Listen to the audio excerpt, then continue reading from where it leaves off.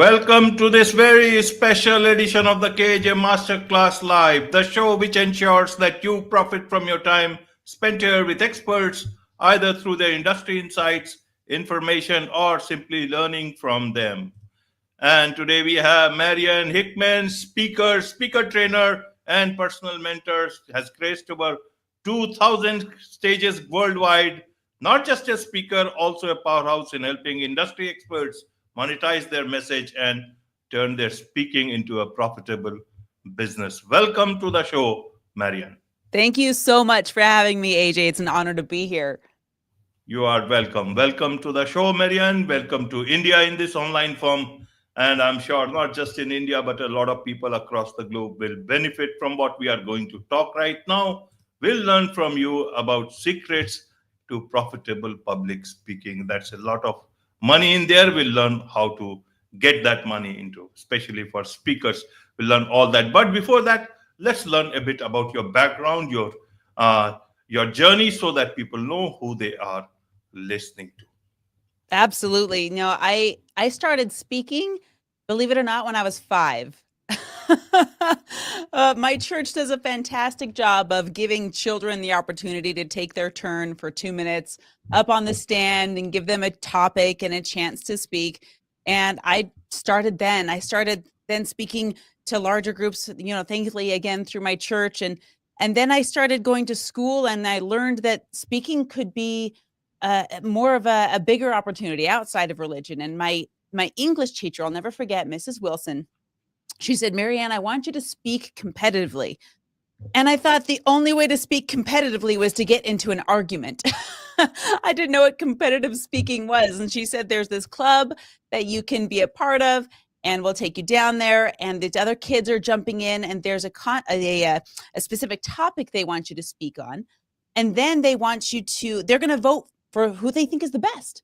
And I went to that, and I won that competition. They said, "Great, now you're going to go to the regionals, where other kids who won their competitions, they're going to compete now." And we went to the regionals, and I won that competition. And then we went to state. This is growing up in the state of Colorado, USA. Competed in the state competition, and there I met some awe-inspiring, jaw-dropping other kids that were speaking. And I thought to myself, this could be more. This could be bigger. What does this look like when you're a grown-up and you start speaking? If these kids are this good, what does this look like? Well, I didn't take the first place prize there. I went home and I kind of forgot about it until I was in my 20s, and I went. My sister-in-law invited me to a seminar, and there it was again. Another speaker, not a performer, not a magician, not a crazy performance. It was just words, but words delivered so beautifully. And then I watched this. This speaker said something, and he said, "If you want to buy my stuff, get up. It's $300. Go back to the back of the room and buy it." And I watched 80, 90 people stand up out of their seats, and they went to the back of the room and they bought the $300 thing. And I wasn't a whiz at math, but I thought to myself, that guy just made thousands of dollars in just a moment. How did he do that?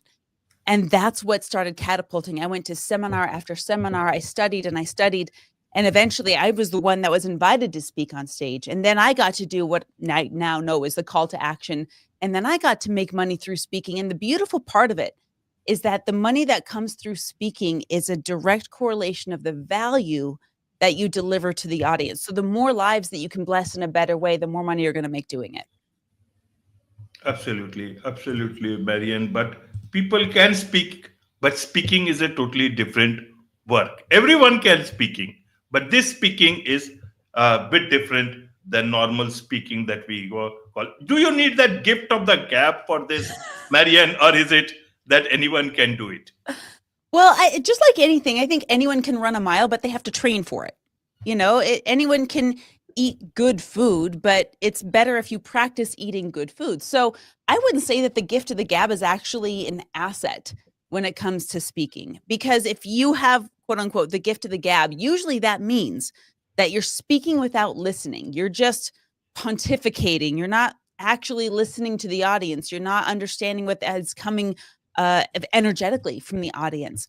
And we've heard it. We've heard plenty of lectures right? You and I have heard plenty of lectures, people that just get up and they talk and they talk and they talk, and nothing happens in our lives. We're not better because of it. We were probably distracted the entire time on our phones or texting somebody else or whatever it is. So when it comes to speaking, it's not just about words exiting my mouth, it's about communicating. And that becomes a two-way street. That is when you learn to use the language of silence. It's when you learn to ask non-rhetorical questions of your audience. And my goal as a speaker and a speaker trainer is to not just get up and speak and deliver a lecture. My goal is to transform my audience so that they are better people when they leave. Their habits are different, their beliefs are different, their behaviors are different and better because we spent time together. Because otherwise, what are we doing? Absolutely, absolutely. So, Marianne, you are a speaker trainer, apart from being a global speaker yourself. I want to understand from you. People generally, when they talk about speaking, they think it's about speaking something worthwhile. People like it, and you get paid for it. The services and all those things come. Only the speakers knows or the buyers know. General public do not think much about it, but they think these speakers earn money by speaking. But is that speaking all about? As a speaker trainer, what do your clients come to you? Not everyone wants to get on the stage and earn money out of speaking. They must be having business, they must be doing something else. I want you to throw some light on that aspect of speaking. What more can you doing with good speaking beyond being a good speaker on stage and getting money? Or maybe some speakers, they don't charge money, but they are beyond, that personality, much more beyond that.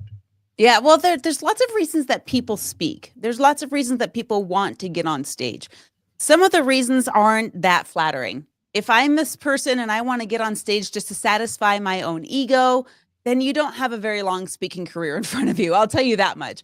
Because when people don't want to get up and listen to someone who's just talking all about how great they are and how many things that they have accomplished and all of their awards, nobody cares.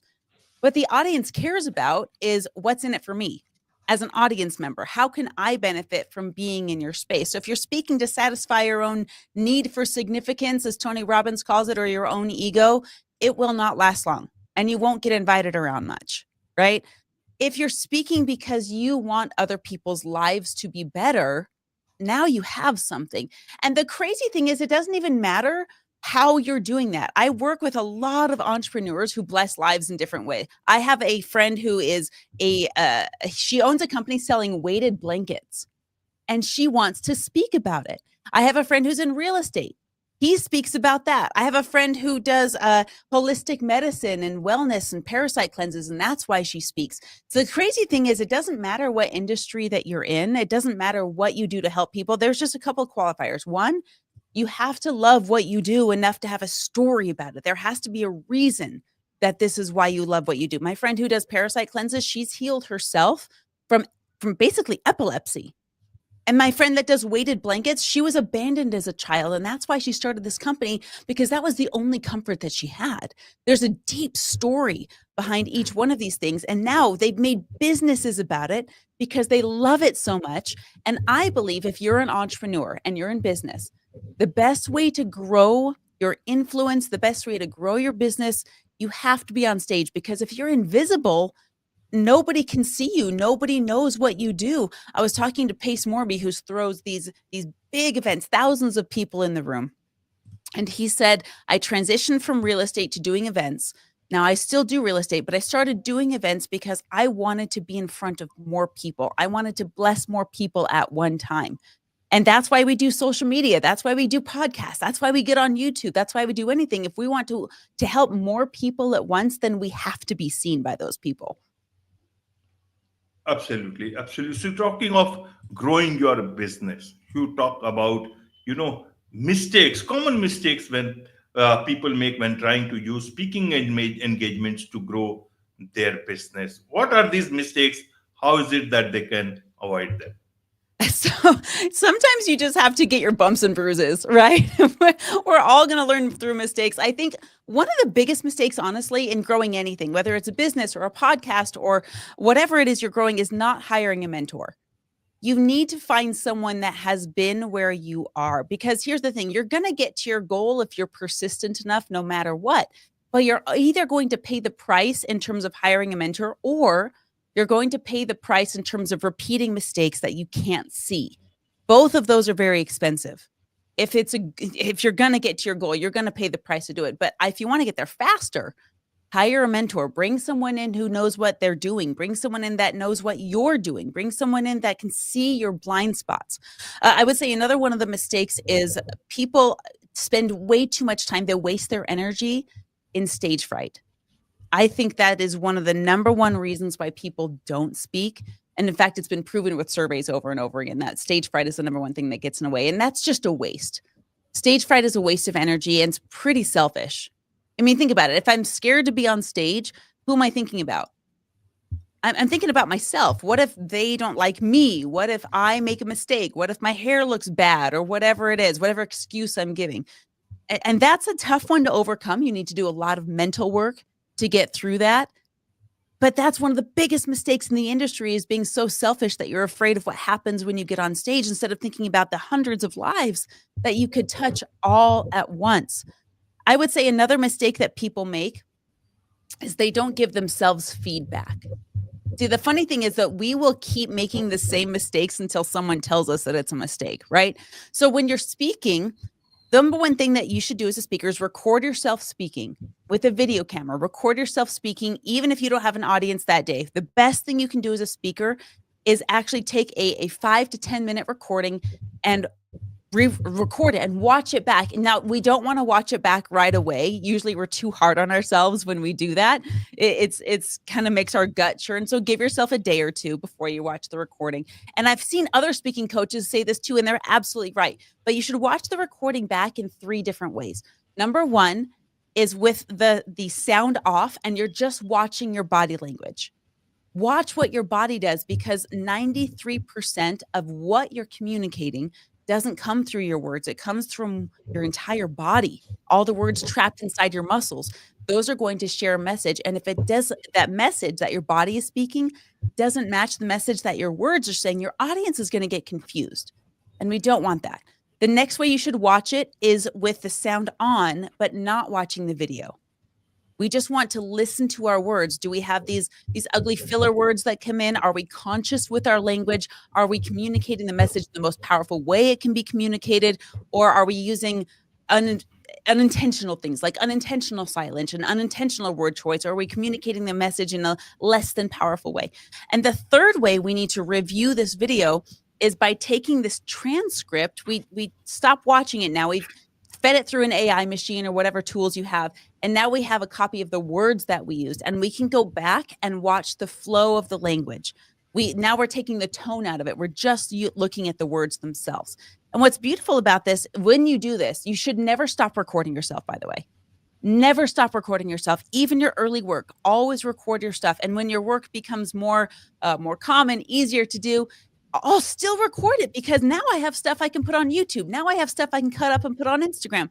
Now I have a blog post from that transcript that I can use. Now I have an audio podcast that I can put together. So I would say the overall thing is just don't make the mistake of thinking you're too cool to give yourself feedback, no matter how far down the road you are. I'm still giving myself feedback. There's still ways I can improve. I believe in constant and never-ending progression. In order to do that, I've got to look in the mirror. Of course, we all got to look into the mirror. Mirror tells us a lot of things. And so if I want to understand, let's look at this part of public speaking. A lot of people think, speaking can earn me a lot of money. Why do these people give money to those who speak? Is it because they are speaking well? Is it because they are creating value for the listeners down there on the in that whole event? Or is it the organizers are earning money out of this guy or girl or lady, whoever is speaking on the stage? How do I bring that value to me myself, that others see that value and actually happening for them, so that they want me to? What is it? People can call me for speaking free, but what about this value that is creating value for everyone people are ready to pay, and then the organizers will also pay me. How do Oh, I do that? absolutely. Yeah, well, there's multitudes of ways to get paid as a speaker. And if you become so myopic that you think there's only one way, which is most people think they only get paid through their speaker fee, right? The organizers pay me a fee and then I show up and then I'm done. You're leaving 60% of your income as a speaker and a business owner off the table. It's not even available to you if you think that you can only get paid through speaker fees. So let me break it down real quick. For everyone that's listening that wants to be a speaker, there's multitudes of ways to get paid. Number one is through this speaker fee, right? And this is when most often it's an event organizer or a college or a university that has a budget for speakers and has a budget for trainers that they bring people in. And that's when you get paid your speaker fee. The crazy thing about your speaker fee is that you set your own speaker fee. There's not like an industry standard necessarily. There's budgets that people have, but I would never, ever, ever have any speaker charge less than $1,000 to come and speak. If you're not at least charging $1,000 as a speaker fee, raise it up right now because your message is valuable enough. And most event coordinators are used to paying $1,000, $5,000, $10,000, $15,000 for a speaker, but you determine your own speaker fee. So that's, do I value myself enough? Do I value my story enough? Do I value my time enough to charge that much? That's one way to get paid. The next way to get paid as a speaker is the more lucrative way to get paid. However, I will say that in order to leverage speaking for free and getting paid on the back end, you need to have your speaker fee so that you can negotiate. So my favorite way to get paid as a speaker, let's just say I get a phone call from Harvard and they say, Marianne, we want you to come speak to our entrepreneur class about speaking. And they say, what's your speaker fee? And then I say, well, you need to cover my hotel and you need to cover my flights, first class. And then my speaker fee is $30,000. But I'm willing to waive my speaker fee if I'm allowed to deliver a resource to your audience. Now, there's the secret sauce in this. If I can deliver a free resource to the audience, one, my event organizers love it because they might save $30,000. Two, my audience is going to love it because if I deliver enough value from stage, they're going to want more. And I have it ready to give to the audience and it's free for the audience. So they love it too. Now, how do I make money from that? Well, here's the back end of it. If I deliver a free resource, my number one free resource that I give away is a podcast database. It's got over 1,000 podcasts on it and it helps people get more stages. So I just give that to people and they love it. And some people stop there and that's great. But I don't just give the database away. I say, I need your email. I need your email so that I can send it over to you and unlock the sheet for you. And in getting their email, now I own the list.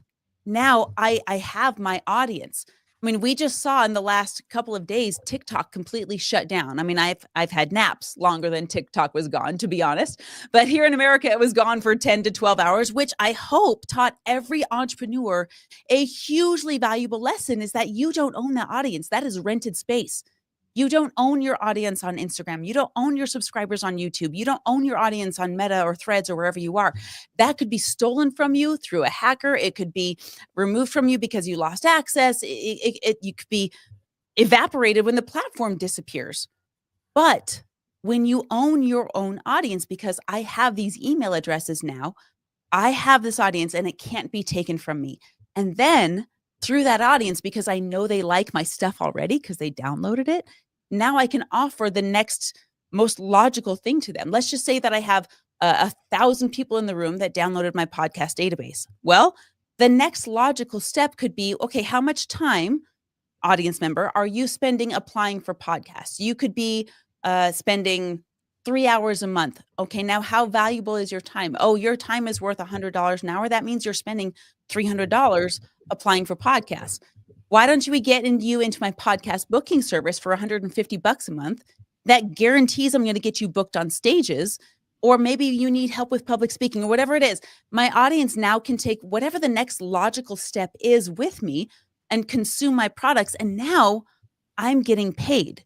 I'm getting paid as a speaker because they bought my products. Now, if Harvard says, no, we don't want you to give the resource away to the audience, we just want you to come speak, then I still make 30 grand and my work here is done. It's great.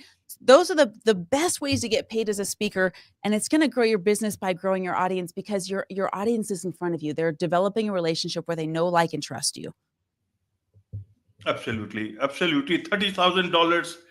Anyone would want it at any point in time, Marian. And I'm telling you, a lot of people, but they will not get it because the trouble is that many people of these people have not even begun, and that is where the next question is: that what is more difficult?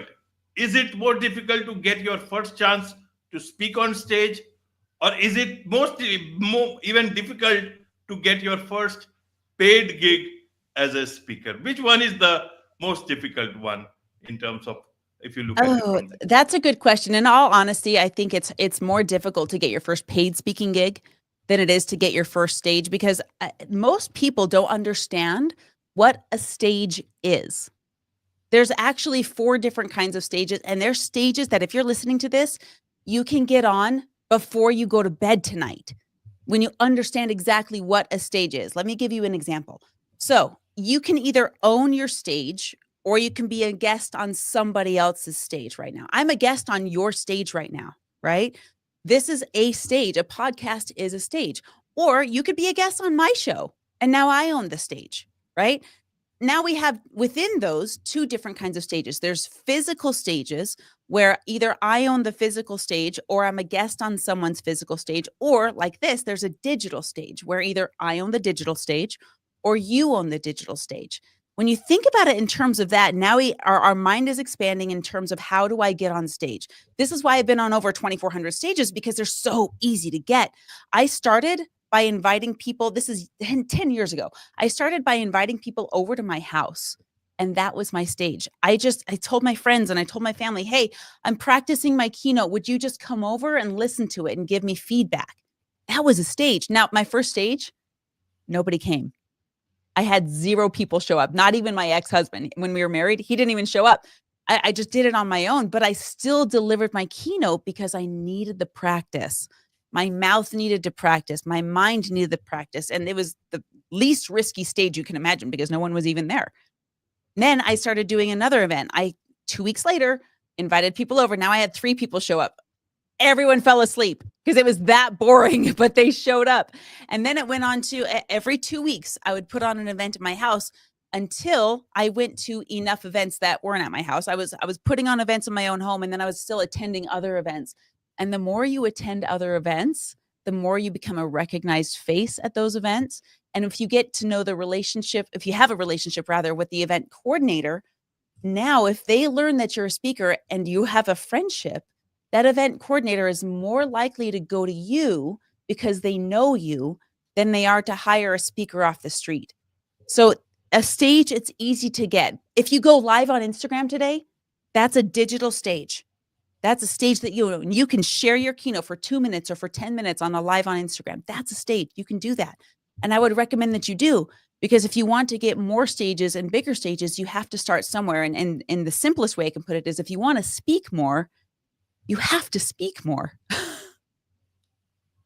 Absolutely, absolutely. Marian, where do you see this whole trend of speaking? Is it going to be better, bigger for speakers, or is it going to be, especially why I ask this is people are talking of avatars in terms of virtual reality, augmented reality for speakers. Is it a good thing or not so good thing, or they can actually utilize it to reach to bigger stages, and better stages even across the globe? How do you see this whole new thing that is opening up for speakers?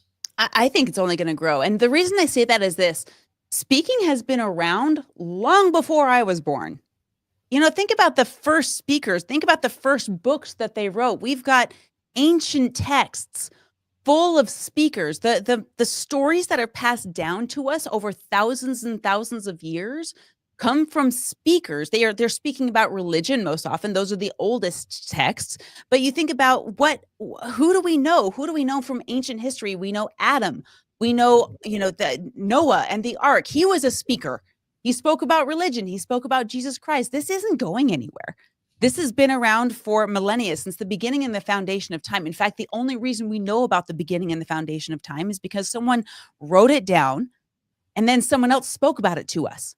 It's not going anywhere. In terms of AI and where we're going with technology, I don't know about you, but when AI first started coming out, I think it's a tool that everyone should learn.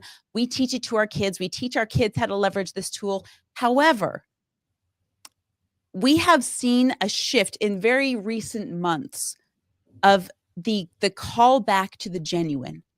We have seen a shift with people saying, guess what? I didn't write this book with AI. And we are more attracted to it because as human beings, we want to hear from another human being, and a robot just won't cut it. If you go to ChatGPT and you say, hey, can you motivate me? Sure. They're going to spit out some text, but they got it from an amalgam from other human beings, and that will only satisfy you for so long. What happens when you get in the room, whether it's a physical room or even a digital room with another human being, that's something that can never be robbed from us. It will never go away. Our desire for that, our desire for authentic connection. Tony Robbins calls it the 6 basic human needs, and one of them is connection. And I don't think, as far as my ability to prophesy goes, I don't think we're ever going to have an experience where my connection with a robot is deeper than my connection with another human. Even those people that are addicted to video games, do you know why? Because they're addicted to the feedback from the people on the other end of the game. They're addicted to the chat rooms. They're addicted to that. So the basic need for human connection, it's not going anywhere. Absolutely. Absolutely. One last thing I want to understand for speakers, audience, everyone, is that the value part. How do I keep on defining this thing called value? Firstly, myself as a speaker, to the one who is calling me and giving me their stage, and the third is who is listening to that whatever I am talking.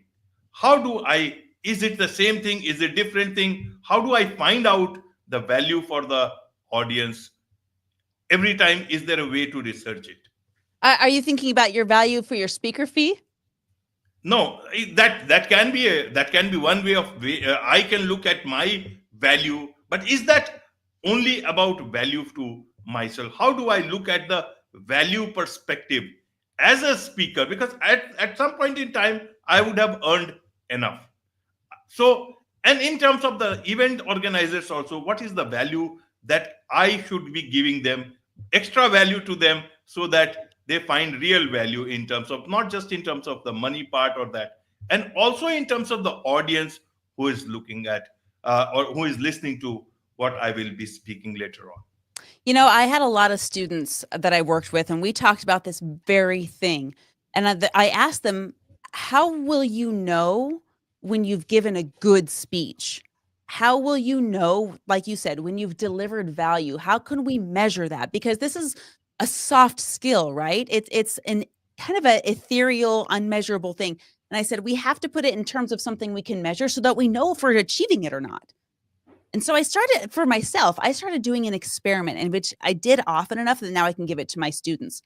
I did an experiment that I said, and it was a very spiritual thing for me. I said, God, I need to know that I'm on the right track. And I'm going to make a deal with you. I'm going to test for the next 30 days whether or not I'm delivering value to the people in my life. But I'm not going to tell anybody that I'm doing this. This was an internal experiment. And the way I'm going to measure is I want to have unsolicited feedback I didn't ask for, that comes to me. And I'm going to count how many times that happens in 30 days. And I did this experiment, and it was insane, AJ. Like this, I started getting text messages. I started getting Instagram messages. I started getting written notes saying, thank you, your message changed my life. Thank you, my relationship with my husband is better than it was. Thank you, my relationship with my daughter improved. I measured, I got 38 in the course of 30 days, 38 pieces of unsolicited feedback that said, thank you for sharing what you shared. So now when I'm with my students, I ask them the same thing. I say, how will you know? And one of my students, he said, when I'm done speaking, I want at least 5 people to approach me after I get off stage and say, thank you for your message. And that's a new measuring stick. I mean, yes, there's the money in it and all that, and we need that because we need to be able to keep doing what we do. But if you're looking for genuine impact, that real impact where people are better because you were with them, look for those pieces of feedback. Watch for when people say thank you. Watch for the messages that come through. And we have a wall dedicated in our studio to all of those messages, because when it gets hard, and it does, and it will for everybody, those are the reminders we have to keep going. Absolutely. Well explained. Well explained indeed, Marian. And I'm sure a lot of people would want to learn all these things from you, learn more about you, about your journey, about everything that you do. What is the best way that they can connect with you, Marian? So I love to give people a couple of ways. So if you're in the United States, you can just text me through my phone number, 801-509-5495. Or if you're not, or if you just want to hang out online on social media, go to Instagram, Marianne_Hickman, and send me a message. Tell me how you're doing. Tell me about your stage goals. And here's my goal, AJ, if I could share this. My goal, in fact, we wrote it on the studs of this studio when we built this place. We said our goal is to find the people with good hearts in this world, put them on 1 million stages, and help them make $1 billion doing it, because my mission is to make good people crazy wealthy using the power of their voice. Absolutely. With this, it's a wrap on this very special edition of the KJ Masterclass Live. Thank you so much indeed for joining us.